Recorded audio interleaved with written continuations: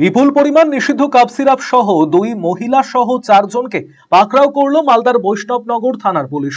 এদিন বৈষ্ণবনগর থানার 16 মাইল এলাকা থেকে তাদের গ্রেপ্তার করা হয়। ধৃতরা হলো শ্রীকান্ত, পবন, শান্তি ও পূজা। ধৃতদের মধ্যে প্রথমজন উত্তর 24 পরগনা জেলার কাঁচরাপাড়ার বাসিন্দা এবং বাকিদের বাড়ি উত্তরপ্রদেশের সুলতানপুর এলাকায়।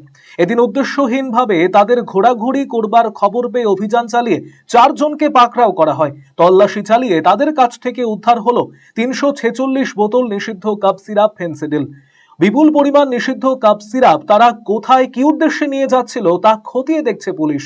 এদিন ধৃতদের মালদা জেলা আদালতে পেশ করা হয়।